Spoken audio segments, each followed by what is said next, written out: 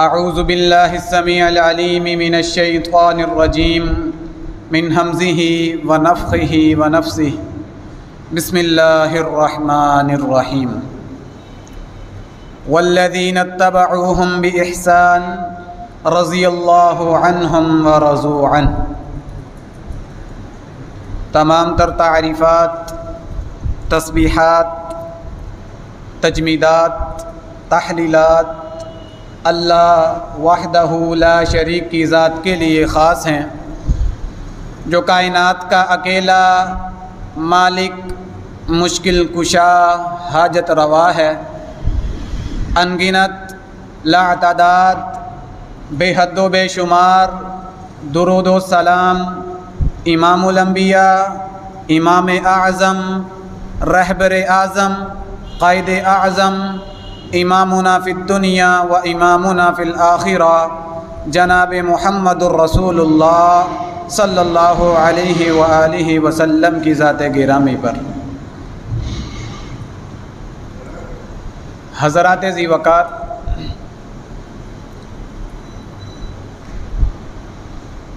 آج کل social media کا دور ہے،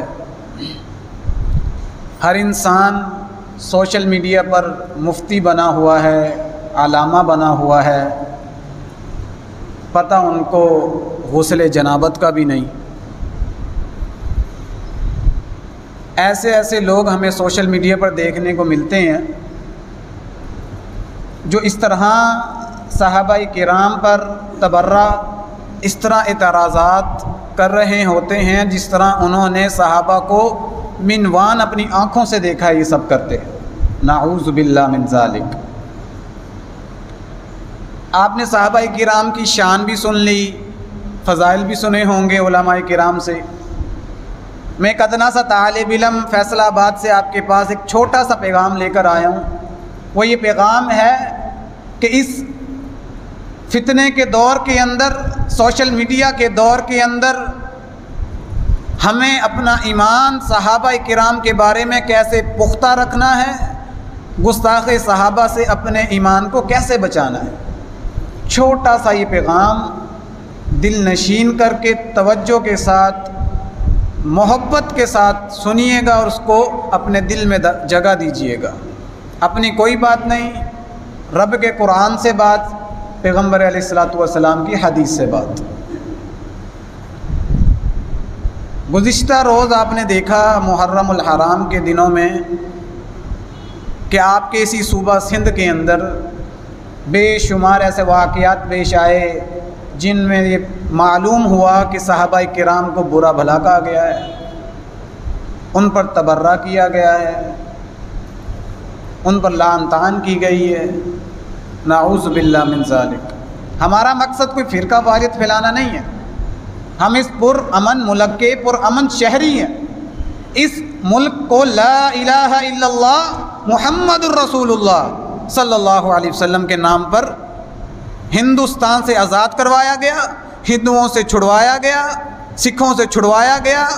کیوں؟ پاکستان کا دو قومی نظریہ یہی تھا کہ مسلمانوں کا جو منہج ہے، طریقہ ہے، شریعت ہے، زندگی ہے، ثقافت ہے، وہ الگ ہے اور غیر مسلموں کا الگ ہے۔ اس بنا پر قائد اعظم محمد علی جناح رحمہ اللہ تعالی نے اس ملک کی بنیاد رکھی کہ مسلمان بے پرواہ ہو کر بغیر کسی پریشانی سے سکون کے ساتھ دین کے اوپر، شریعت کے اوپر عمل کر سکیں۔ اس پرامن ملک کو، اس پرامن پاکستان کو فرقہ واریت کی ہوا دینے والے، مسلمانوں کے جذبات کو مجروح کرنے والے شرپسند عناصر جو صحابہ کی تکفیر کرتے ہیں، ملک کا امن برباد کرتے ہیں، اہل بیت کو برا کہتے ہیں، ملک اور مسلمانوں کے جذبات کو مجروح کرتے ہیں۔ نہیں میرے بھائی، یہ ہمارا ملک ہے، ہم اس کے اندر کسی قسم کی بدمزگی، بدامنی برداشت نہیں کریں گے۔ ہمیں اپنے ملک کا امن سب سے زیادہ عزیز ہے۔ ہم ان صحابہ کے غلام ہیں جن صحابہ کرام نے ملک کے امن کی خاطر اپنی جانوں کے نذرانے پیش کر دیے کہ مدینہ طیبہ کا امن خراب نہ ہو۔ عثمان غنی کی شہادت اٹھا کے دیکھیں۔ ہمارے ملک کے ہی باشندے ملک کا امن خراب کرنے پہ تلے ہوئے ہیں۔ انا للہ و انا الیہ راجعون۔ دل کے پھپولے جل اٹھے سینے کے داغ سے، اس گھر کو آگ لگ گئی گھر کے چراغ سے۔ گھر کے بندے ہی گھر کا امن خراب کر رہے ہیں۔ اللہ اکبر۔ نہیں، نہ ہم اپنے ملک کا امن خراب ہونے دیں گے، نہ صحابہ کرام و اہل بیت کی عزت خراب ہونے دیں گے۔ کیوں؟ ہمارے پاس کوئی ڈگری نہیں کہ ہم مسلمان ہیں، ہم بس منہ سے کہتے ہیں ہم مسلمان ہیں۔ جن کے پاس ڈگریاں تھیں، سرٹیفکیٹ تھے، ان پر تبرہ، ان کے اوپر اعتراضات۔ کیا دلیل ہے میں کہتا ہوں تمہارے پاس کہ تم مسلمان ہو؟ جی ہمارے والدین مسلمان تھے، یہ دلیل ہے تمہارے پاس؟ جن کی دلیلیں قرآن میں اتریں، جن کی دلیلیں پیغمبر علیہ الصلوۃ والسلام کی نبوت والی زبان سے جاری ہوں، ان کے اوپر اعتراضات، ان صحابہ کرام پر، ان کے ایمان پر۔ آج تک ہمارے طرف جتنا دین آیا، جتنی طریقوں سے احادیث پہنچی، مسجدیں محفوظ ہیں، قرآن محفوظ ہے، احادیث محفوظ ہیں، ہم باجماعت نماز ادا کر رہے ہیں بغیر پریشانی کے، بغیر ٹینشن کے، بے سکونی کے علاوہ ہر سکون، ہر سہولت ہمیں آج موجود ہے۔ یہ سب صحابہ کرام رضوان اللہ علیہم اجمعین کی قربانیوں کا صلہ ہے۔ ان صحابہ کرام پر تبرہ، ان پر اعتراضات۔ انا للہ و انا الیہ راجعون۔ سب سے پہلے اعتراض کیا جاتا ہے امیر معاویہ پر رضی اللہ تعالی عنہ۔ بڑے ہی مظلوم صحابی ہیں، بڑے ہی مظلوم، کوئی قصور نہیں۔ کون امیر معاویہ؟ میرے پیغمبر کا سالہ امیر معاویہ، مسلمانوں کا ماموں امیر معاویہ، کاتب وحی امیر معاویہ۔ عبداللہ بن عباس ان کے بارے میں کہے کان یکتب الوحی وخال المؤمنین، یہ کاتب وحی امیر معاویہ ہیں، یہ امیر معاویہ مومنوں کے ماموں ہیں۔ کون امیر معاویہ؟ جن کو میرے پیغمبر دعا کہیں اللہم اجعلہ ہادیا مہدیا واہدی بہ، اے اللہ امیر معاویہ کو ہدایت یافتہ بنا، ہدایت دینے والا بنا، اور اس کے ذریعے لوگوں کو ہدایت دے۔ یہ امیر معاویہ، وہ امیر معاویہ جو امیر المومنین ہے، جس کی دور حکومت کے اندر سب سے زیادہ ترقی ہوئی، 64 لاکھ مربع میل کا حاکم، 20 سال مسلمانوں پر پرامن حکومت کرنے والا، اس کی حکومت کے اندر کسی نے اس پر اعتراض نہیں کیا، وہ امیر معاویہ رضی اللہ تعالی عنہ۔ کہتے ہیں کیا فضیلت ہے امیر معاویہ کی؟ ایک صحابی تو تھا بس، نعوذ باللہ من ذالک۔ نہیں، ام حبیبہ مومنوں کی ماں، ام المؤمنین، نبی علیہ الصلوۃ والسلام کی بیوی، ان کا بھائی امیر معاویہ۔ امیر معاویہ کی بہن میرے پیغمبر کے گھر میں ہے۔ امیر معاویہ مومنوں کے ماموں ہیں، ماموں کو گالی نہیں دی جاتی، ماموں سے پیار کیا جاتا ہے۔ ماموں کو گالی دو گے ماں ناراض ہو جائے گی، ماں کو ناراض کر کے کوئی جنت میں جا سکتا ہے؟ نہیں جا سکتا۔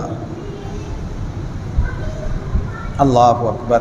کہتے ہیں کچھ تو سرے سے انکار کر دیتے ہیں امیر معاویہ رضی اللہ تعالیٰ عنہ، ہم نہیں مانتے معاویہ کو، نعوذ باللہ من ذالک۔ ان کانوں نے، ان آنکھوں نے اس بدبخت کو بھی دیکھا ہے جو کہتا ہے میں صبح و شام امیر معاویہ پہ نعوذ باللہ لعنت کرتا ہوں، استغفر اللہ۔ سب سے پہلے اس کی ہدایت کی دعا، اللہ اس کو ہدایت دے۔ اگر اس کی قسمت میں ہدایت نہیں ہے، اللہ اس کو دنیا آخرت میں رسوا اور ذلیل کر دے۔ میں نے اپنی آنکھوں سے اس بدبخت کو دیکھا ہے کہ کیا ہے امیر معاویہ، میں نہیں مانتا امیر، مجھے کہتا ہے کہ میں نہیں مانتا امیر، نعوذ باللہ من ذالک۔ کیا تھا؟ ایک صحابی تو تھا۔ اچھا صحابی تھا، صحابی ہونا ہی اتنی بڑی فضیلت ہے، چل تو نے صحابی تو مانا۔ تجھے بتلاؤں پیغمبر کی حدیث سے، رب کے قرآن سے صحابی کی کیا فضیلت ہے۔ صحابی کس طرح بنا؟ کون صحابی بنا؟ صحابہ کرام کو اللہ نے کیسے چنا؟ ابو لہب بھی تو تھا، ابو جہل تو تھا، پیغمبر کے چچا تو تھا، نہیں چنا، صحابی کا شرف نہیں ملا۔ اللہ اکبر۔ میں بتاؤں صحابی کس طرح بنتے ہیں؟ کھولو قرآن، سورہ حجرات ہے۔ اولئک الذین امتحن اللہ، اللہ رب العزت فرما رہا ہے کہ ہم نے ان کے دلوں کا امتحان لیا، للتقوی، ہم نے دلوں میں تقوی پایا، ہم نے ان کو پیغمبر کی جماعت کے لیے، پیغمبر کے لشکر کے لیے چن لیا۔ اور رب امتحان لے پھر چنتا ہے۔ آج یونیورسٹی میں داخلہ لینا ہو، مسجد کا امام ہی رکھنا ہو، پہلے انٹرویو لیا جاتا ہے، جانچ پڑتال کی جاتی ہے۔ ہماری جانچ پڑتال میں انٹرویو میں کمی ہو سکتی ہے، رب اکبر کے انٹرویو میں کوئی کمی ہو سکتی نہیں ہو سکتی۔ جس کا انٹرویو میرا رب رہے، بتاؤ اس کے ایمان میں کوئی شک ہے؟ وہ امیر معاویہ، وہ صحابہ کرام، صحابی اس طرح بنتے ہیں۔ تو کیوں نہیں صحابی بن سکا؟ مجھے بتا۔ رب نے تجھے گوارا ہی نہیں کیا کہ تو صحابی بنے۔ رب نے جن کو صحابی بنایا ان کا ٹیسٹ لیا، انٹرویو لیا، پھر ان کو صحابہ کے منصب پر فائز کیا۔ اچھا جی، ایک صحابی تو ہے، تجھے بتاؤں حدیث مصطفیٰ سے صحابی کی کیا فضیلت ہے۔ سعید بن زید کی ایک روایت ہے، عبداللہ بن عمر کی بھی یہ روایت مختلف الفاظ میں مذکور ہے، عبداللہ بن عباس کی بھی روایت ہے، ابو داؤد کے اندر، ترمذی کے اندر، ابن ماجہ کے اندر۔ سعید بن زید فرماتے ہیں لمشہد رجل منہم مع رسول اللہ صلی اللہ علیہ وآلہ وسلم ساعتا خیر من عمل احدکم عمرہ عمر روح، کہ جو میرے پیغمبر کا صحابی ہے، ایک منٹ، ایک گھڑی، ایک لمحہ پیغمبر علیہ السلام کے نبوت والے چہرے کو دیکھے، پیغمبر علیہ السلام کے نبوت والے چہرے کے دیدار کر لے، اس ایک منٹ کی، اس صحابی کی نیکی ایک طرف، اور ایک شخص نوح علیہ السلام کے مطابق اس کی زندگی ہو۔ نوح علیہ السلام کی کتنی زندگی تھی؟ سورہ عنکبوت ہے، آیت نمبر 14 ہے، رب کہہ رہا ہے 950 سال میرے نوح نے دنیا کے اندر تبلیغ کی۔ عبداللہ بن عباس کی ایک روایت ہے کہ نوح علیہ السلام کو 40 سال کی عمر کے اندر نبوت دی گئی، جس طرح ہمارے پیارے پیغمبر کو 40 سال کی عمر میں نبوت دی گئی، نوح علیہ السلام کو بھی 40 سال کی عمر میں نبوت دی گئی۔ حدیث کیا کہہ رہی ہے؟ کسی شخص کی 1000 سال عمر ہو، وہ ساری زندگی سجدے میں پڑا رہے، ساری زندگی رب کا شکر ادا کرتا رہے، وہ زندگی کا 1000 سال کا پہلو الگ کر دو، اس صحابی رسول کا ایک منٹ، ایک لمحہ جس میں اس نے پیغمبر علیہ السلام کے نبوت والے چہرے کا دیدار کیا ہے، اس ایک لمحے کو علیحدہ کر دو۔ 1000 سال کی عبادت ایک طرف ہے، اس 1000 سال کی عبادت سے افضل اس صحابی کا ایک منٹ پیغمبر کو دیکھنا ہے۔ جو صحابی ایک منٹ پیغمبر کو دیکھ لے، اس کی زندگی کتنی بڑی ہے بتاؤ، وہ کتنی مرتبہ اور کتنی دفعہ پیغمبر کو دیکھے گا۔ تیری نسلیں بھی اتنی نیکیاں نہیں کر سکتی جتنی ایک صحابی نے ایک منٹ میں کر لی۔ اس صحابی پر یہ ہے صحابی، ادنا سا صحابی، اس کا یہ درجہ ہے۔ اللہ اکبر۔ اور وہ صحابی جس کو پیغمبر جنت کی بشارتیں دیں، وہ صحابی جس کو کہیں کہ آج کے بعد تو جو مرضی عمل کر لے تو یہ کوئی نقصان نہیں، ان پر تبرہ، ان پر اعتراضات، تو نے صحابہ کو پڑھا ہی تاریخ میں ہے، قرآن سے تو پڑھ کے دیکھ، قرآن سے پڑھ، تجھے پتہ لگے رب کیا کہہ رہا ہے صحابہ کے لیے۔ اللہ اکبر۔ صحابہ کرام بڑی عظیم شخصیات ہیں۔ سب سے پہلے جو تبرہ شروع کیا جاتا ہے امیر معاویہ سے شروع کیا جاتا ہے، انہوں نے یہ کیا، انہوں نے وہ کیا۔ میرے نبی علیہ السلام کی حدیث ہے، سیدہ عائشہ فرماتی ہیں کہ صحابہ کرام کو برا بلا نہ کہو، لا تسبوا اصحابی، صحابہ پر تان نہ کرو، صحابہ کو برا بلا نہ کہو، ان کو گالی نہ دو۔ صحابہ کے بارے میں تو سیدہ عائشہ کہتی ہیں لوگوں کو کہا جاتا تھا کہ ان کے لیے مغفرت کی دعا کریں، لیکن صحابہ کے لیے انہوں نے غلط الفاظ استعمال کرنے شروع کر دیے۔ صحابہ کے لیے حکم تھا ان کی دعائیں کریں ان کے لیے، لیکن لوگوں نے ان کے اوپر تبرہ شروع کر دیا۔ سن لو، میرے نبی نے فرمایا من سب اصحابی فعلیہ لعنت اللہ والملائکۃ والناس اجمعین، کہ جو میرے صحابہ کو برا بلا کہتا ہے اس پر میری نہیں، تیری نہیں، کائنات کے رب کی لعنت ہے، تمام مخلوقات کی لعنت ہے، اور جتنے انسان ہیں ان کی لعنت ہے۔ اللہ اکبر۔ امیر معاویہ کون؟ امیر معاویہ صحابہ کہتے تھے ہمیں امیر معاویہ کے پیچھے نماز پڑھ کے اس طرح ہی لگتا ہے جیسے رسول اللہ کے پیچھے پڑھ رہے ہیں۔ یہ شان امیر معاویہ کی۔ ضروری نہیں آگ سے جل جائے بشر، نام معاویہ بھی کلیجوں کو جلا دیتا ہے۔ نام معاویہ سے طبیعت خراب بھی ہو جاتی ہے کچھ لوگوں کی، وہ تو ایسا تھا، وہ تو ویسا تھا۔ حافظ ابن حجر رحمۃ اللہ علیہ فرماتے ہیں اگر تم اپنے بارے میں یہ حسن ظن رکھتے ہو کہ اللہ تمہیں معاف کر دے گا، تم کہتے ہو کہ ہم جتنے مرضی گناہ گار ہوں اللہ کی رحمت بہت وسیع ہے، اللہ مجھے معاف کر دے گا۔ ہر بندے کا یہ نظریہ ہے نا، کیا کہتے ہیں؟ اللہ ہمیں معاف کر دے گا۔ اسی پہ دنیا قائم ہے کہ اللہ ہمیں معاف کر کے جنت میں بھیج دے گا۔ شراب پینے والا ہو وہ بھی یہ کہے گا، دھوکہ کرنے والا ہو وہ بھی یہ کہے گا، سود خور ہو وہ بھی یہ کہے گا کہ مجھے امید ہے اللہ مجھے معاف کر کے جنت میں بھیج دے گا۔ تم اپنے بارے میں یہ حسن ظن رکھتے ہو، کیا کمال بات کر کے حافظ ابن حجر رحمۃ اللہ علیہ کہتے ہیں تم اپنے بارے میں تو یہ حسن ظن رکھتے ہو کہ اللہ تمہیں معاف کر کے جنت میں بھیج دے گا، کیا ان صحابہ کے بارے میں یہ حسن ظن نہیں رکھ سکتے جنہوں نے میرے پیغمبر سے تعلیم حاصل کی؟ بتاؤ۔ اللہ اکبر۔ صحابہ کرام کا میرے اللہ نے امتحان لیا، امتحان لینے کے بعد پاس کر دیا، ان کو گولڈ میڈل سے نوازا۔ قرآن میں گولڈ میڈلز کے نام ذکر کر دیے۔ آپ نے نشان حیدر سنا ہوگا، نشان شجاعت سنا ہوگا، اور رب کا قرآن اٹھا کے دیکھو، رب کہہ رہا ہے اولئک هم المفلحون صحابہ، اولئک هم المتقون صحابہ، اولئک هم المؤمنون صحابہ، اولئک هم الراشدون صحابہ، اولئک هم الفائزون صحابہ، اولئک علی ھدی من ربہم صحابہ، جن کے گولڈ میڈلز میرا رب قرآن میں ذکر کرے۔ بتاؤ وہ صحابہ گمراہ کیسے ہو سکتے ہیں؟ ان صحابہ کی جماعت کو میرے اللہ نے میرے پیغمبر کے لیے چنا، ان کا امتحان لیا۔ اس صحابہ کی جماعت کے لیے حفیظ نے کہا تھا یہ پہلا جیش تھا دنیا میں افواج الہی کا، جسے اعلان کرنا تھا رب کی بادشاہی کا۔ یہ لشکر ساری دنیا میں انوکھا تھا، نرالا تھا۔ اس لشکر کا افسر آپ کالی کملی والا تھا۔ بتاؤ، جس کا افسر، جس کا کمانڈر پیغمبر مصطفیٰ ہوں، ان صحابہ کرام کے ایمان میں شک ہو سکتا ہے؟ چننے والا رب ہے، تربیت دینے والا مصطفیٰ ہے، مجھے بتاؤ ان صحابہ کے ایمان میں کس طرح شک ہو سکتا ہے؟ نہیں ہو سکتا۔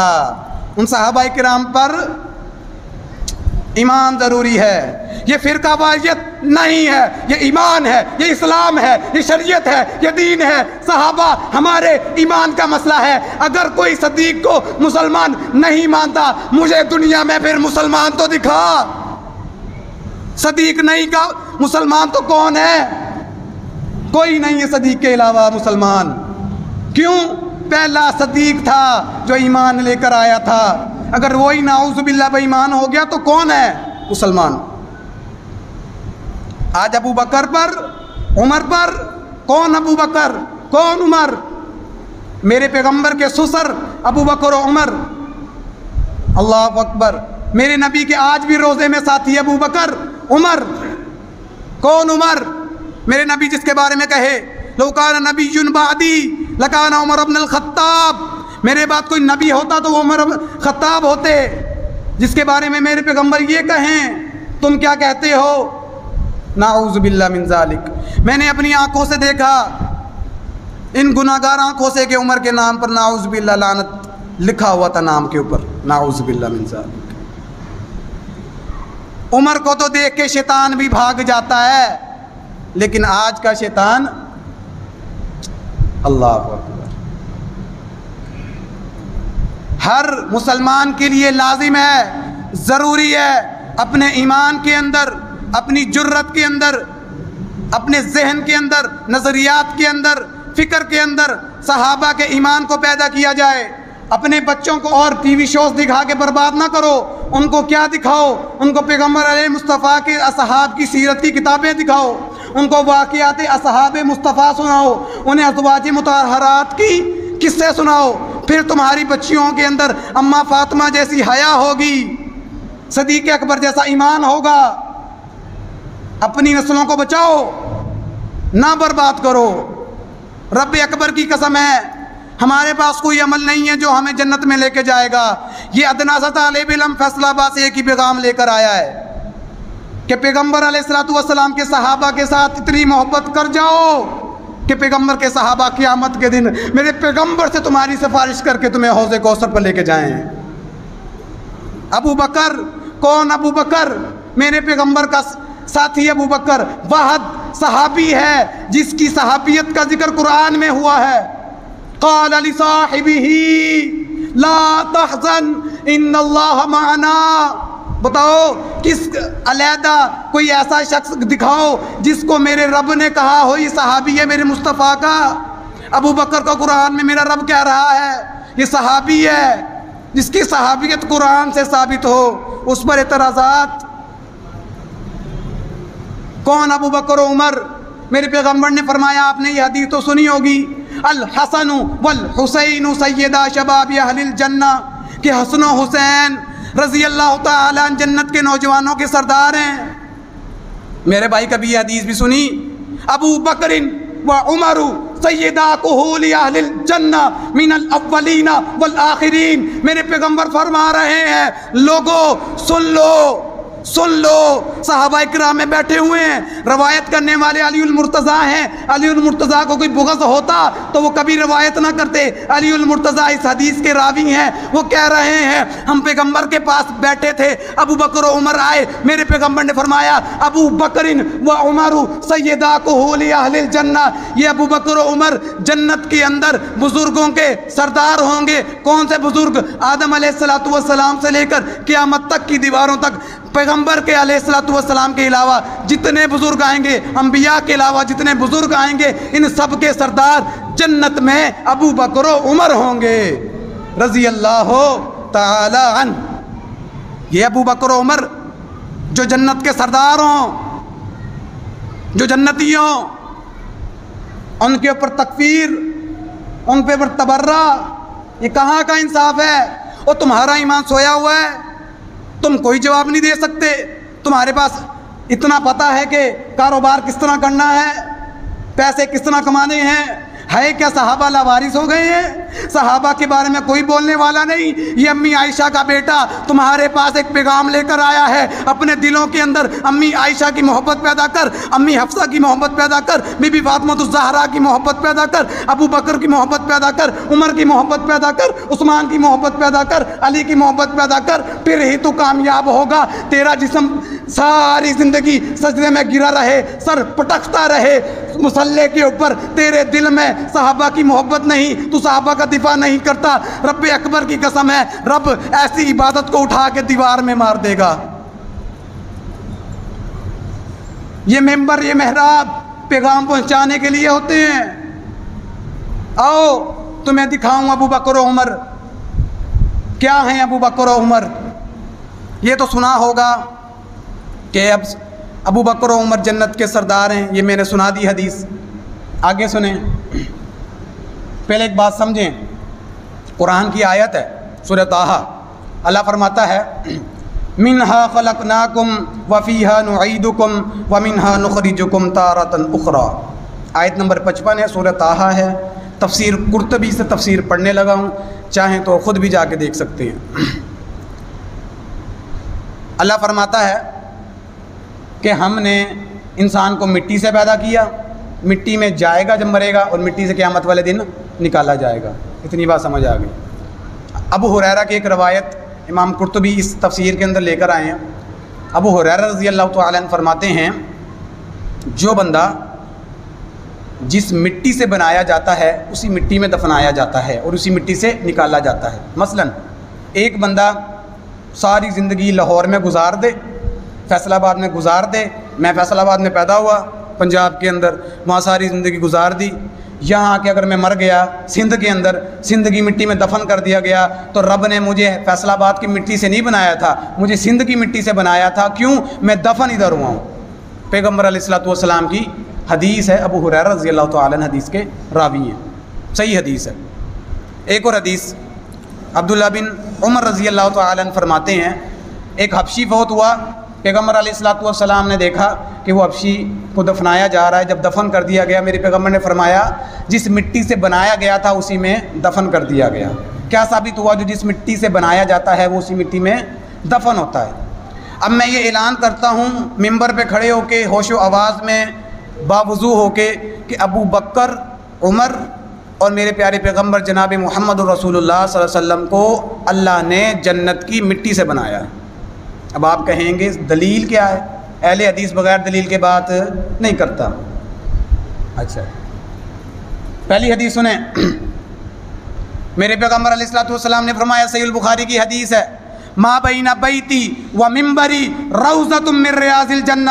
دنیا کائنات کے لوگوں سن لو، میری ممبر سے لے کر میرے گھر تک کی جتنی جگہ ہے یہ ساری کی ساری جنت کا ٹکڑا ہے۔ تم جنت دیکھنے تو جاتے ہو، کدھر جاتے ہو؟ کشمیر جاتے ہو، کبھی مدینے جا کے بھی جنت دیکھو، کیوں؟ لوگوں نے تو کہا ہے کشمیر جنت ہے، رب اکبر کی قسم ہے ان کی بات جھوٹی ہو سکتی ہے، میرے پیغمبر کی بات جھوٹی نہیں ہو سکتی۔ میرے پیغمبر کہہ رہے ہیں میری ممبر سے لے کر میرے گھر تک کی جگہ جنت کا ٹکڑا ہے۔ ابو بکر کہاں دفن ہوئے؟ میرے پیغمبر کہاں دفن ہوئے؟ عمر کہاں دفن ہوئے؟ امام نووی فرماتے ہیں قیامت کا دن ہوگا، صحیح مسلم کی شرح کرتے ہوئے فرما رہے ہیں قیامت کا دن ہوگا، میرے پیغمبر علیہ الصلوۃ والسلام کی یہ حدیث ہوگی، اللہ رب العزت اس حدیث کو مد نظر رکھتے ہوئے، اس حدیث کو دیکھتے ہوئے قیامت کے دن میرے پیغمبر علیہ الصلوۃ والسلام کے اس حجرے کو، اس ممبر سے لے کر اپنے گھر تک کی جگہ کو جس کو ریاض الجنہ کہتے ہیں، قیامت کے دن جب جنت لائی جائے گی سب کے سامنے یہ اعلان کریں گے میرا پیغمبر دنیا میں سچ کہتا تھا، ما بین بیتی و ممبری روضۃ من ریاض الجنہ، کہ میرے پیغمبر کی ممبر سے لے کر گھر تک کی جگہ جنت کا ٹکڑا ہے۔ رب اکبر اعلان کرے گا، اس جگہ کو اٹھا کے جنت کے اندر شامل کر کے کہے گا میرا پیغمبر دنیا میں بھی سچا تھا، آخرت میں بھی سچا ہے۔ بتاؤ، تفسیر قرطبی میں لکھا ہے، امام نووی رحمہ اللہ اس حدیث کی شرح میں کہہ رہے ہیں کہ قیامت کے دن اللہ میرے پیغمبر کی اس جگہ کو اٹھا کے جنت کے ٹکڑا بنا دیں گے۔ تو ابو بکر و عمر جنتی بھی ہوئے، جنت کی مٹی سے بھی بنائے گئے۔ میرے پیغمبر نے فرمایا، جامع ترمذی کی حدیث ہے کہ قیامت کے دن میں ابو بکر اور عمر اس طرح ایک ساتھ اٹھائے جائیں گے، جو میرے پیغمبر کے دنیا میں ساتھی، آخرت میں ساتھی، قبر میں ساتھی، جنت میں ساتھی، بتاؤ وہ بے ایمان کیسے ہو سکتے ہیں؟ اللہ اکبر۔ صحابہ کرام کا دفاع ہمارے ایمان کا حصہ ہے، دفاع کریے، زبان دی ہے زبان سے کریے، ہاتھ دی ہے ہاتھ سے کریے، قلم دیا ہے قلم سے کریے، پیسہ دیا ہے پیسے سے کریے، مال دیا ہے مال سے کریے، قوت دی ہے طاقت دی ہے طاقت سے کریے، قوت سے کریے۔ رب اکبر کی قسم ہے، صدیق اکبر پوری زندگی پیغمبر کی خاطر مار کھاتے رہے، ہم صدیق کی خاطر ایک تھپڑ کھانے کو برداشت نہیں کرتے، ہم تو باتیں سننے کو برداشت نہیں کرتے معاشرے کی۔ نہیں میرے بھائی، صحابہ سے یہ محبت ہونی چاہیے۔ مجھے کوئی ضرورت نہیں وہ مجھے اچھا سمجھے جو صدیق اکبر کو اچھا نہیں سمجھتا، مجھے کوئی ضرورت نہیں وہ مجھ سے راضی ہو جو فاروق اعظم سے راضی نہیں ہے، مجھے کوئی ضرورت نہیں وہ مجھے حافظ صاحب کہے، مولانا صاحب کہے، مجھے گلے ملے جو میری امی عائشہ کو، مومنوں کی ماں عائشہ کو، نبوت کی عزت عائشہ کو برا بھلا کہے، ان پر لعنتیں کرے، میں ایسے شخص کو گلے ملنے کا کوئی شوق نہیں رکھتا، میں ایسے بدبخت سے ہاتھ ملانا بھی اپنے ہاتھ کو نجس کرنا سمجھتا ہوں۔ ورثے میں چھوڑ جائیں گے صحابہ کی غلامی، ہماری نسلیں بھی کہیں گی ہمارے ہیں صحابہ، انشاءاللہ۔ صحابہ کے لیے کھڑے ہوں، اپنا مال اپنی جان خرچ کریں۔ آخری بات، لوگ اعتراض کرتے ہیں کہ اہل حدیث صحابہ کا دفاع نہیں کرتے، اہل حدیث انگریز کی پیداوار ہے، اس لیے نعوذ باللہ من ذالک، یہ انگریز کی پیداوار ہے۔ مجھے بتائیں، علامہ احسان اللہ ظہیر شہید رحمۃ اللہ علیہ ان کے بارے میں دیوبند کے اکابر علماء نے کہا کہ ہم نے رافضیت کے خلاف، گستاخ صحابہ کے خلاف جو دلائل جمع کیے ہیں مناظرے کے لیے، وہ احسان اللہ ظہیر کی کتب سے کیے ہیں۔ کون احسان اللہ ظہیر؟ اہل حدیث کا سرخیل احسان اللہ ظہیر، دفن جنت البقیع احسان اللہ ظہیر، اس احسان اللہ ظہیر کی کتب سے کیے ہیں۔ اب یہ بھی فیصلہ کروا لیتے ہیں آج کہ یہ انگریزوں کی پیداوار ہے، ہر دوسرا تیسرا بندہ اٹھ کے کہتا ہے کہ یہ تو اہل حدیث تو انگریزوں کی پیداوار ہے۔ اچھا، تمہارے مذہب انڈیا کے ناموں پر بنائے گئے، رب اکبر کی قسم ہے تو ہر صدی کو اٹھا کے دیکھ، تجھے ہر صدی میں اہل حدیث نظر آئے گا۔ پہلی صدی کا اہل حدیث کون ہے دیکھ، پہلی صدی کے اہل حدیث ابو بکر ہیں، عمر ہیں، عثمان ہیں، علی المرتضیٰ ہیں، ابو ہریرہ ہیں۔ دوسری صدی کے اہل حدیث ابو بکر بن عیاش ہیں، عطا بن ابی رباح ہیں۔ تیسری صدی کے اہل حدیث امام ابو بکر ہیں، امام بخاری ہیں، امام ابن ماجہ ہیں، امام ترمذی ہیں، امام مسلم ہیں۔ چوتھی صدی کے اہل حدیث امام ابن حبان ہیں۔ پانچویں صدی کے اہل حدیث شیخ عبد القادر جیلانی ہیں۔ چھٹی صدی کے اہل حدیث قاضی ابو بکر ہے۔ ساتویں صدی کا اہل حدیث امام نووی ہے، امام تیمیہ ہے۔ آٹھویں صدی کے اہل حدیث امام ابن قیم ہے۔ نویں صدی کے اہل حدیث علامہ ابن حجر ہیں۔ 10ویں صدی کے اہل حدیث شیخ شہاب الدین مصری ہیں۔ 11ویں صدی کے اہل حدیث محمد بن اسماعیل صنعانی ہیں۔ 12ویں صدی کے اہل حدیث امام شکانی ہے۔ 13ویں صدی کے اہل حدیث شاہ عبد العزیز محدث دہلوی ہے۔ 14ویں صدی کا اہل حدیث شیخ نذیر حسین محدث دہلوی ہے۔ 15ویں صدی کا اہل حدیث کون ہے؟ آؤ تمہیں سندھ میں دکھاؤں، شیخ بدی الدین شاہ راشدی ہے۔ پنجاب کو دیکھو کون ہے؟ علامہ احسان اللہ ظہیر ہے۔ آؤ اس صدی کے اہل حدیث تمہیں دکھاؤں، علامہ عبداللہ ناصر رحمانی ہے، علامہ ابتسام اللہ ظہیر ہے، علامہ سید سبطن شاہ نقوی ہے، علامہ سید طیب الرحمان شاہ زیدی ہے، علامہ توصیف الرحمان شاہ راشدی ہے۔ اٹھا صدیوں کی صدیاں، تجھے اہل حدیث نمایاں نظر آئیں گے، ہر صدی میں نظر آئیں گے۔ پیغمبر کی توحید کی للکار، اللہ کے نبی علیہ الصلوۃ والسلام کی دین کو لے کر چلتے نظر آئیں گے۔ رب اکبر کی قسم ہے، جب سے پیغمبر کی نبوت ہے، جب سے اہل حدیث ہے، انشاءاللہ قیامت کی دیواروں تک اہل حدیث قائم رہیں گے، رب کی توحید کا اعلان کرتے رہیں گے، پیغمبر کی ختم نبوت کی چوکیداری کرتے رہیں گے، صحابہ کا دفاع کرتے رہیں گے، اپنے مسلک حق کی ترجمانی کرتے رہیں گے۔ غیروں سے کہا تم نے، غیروں سے سنا تم نے، کچھ ہم سے کہا ہوتا، کچھ ہم سے سنا ہوتا۔ وآخر دعوانا الحمدللہ رب العالمین۔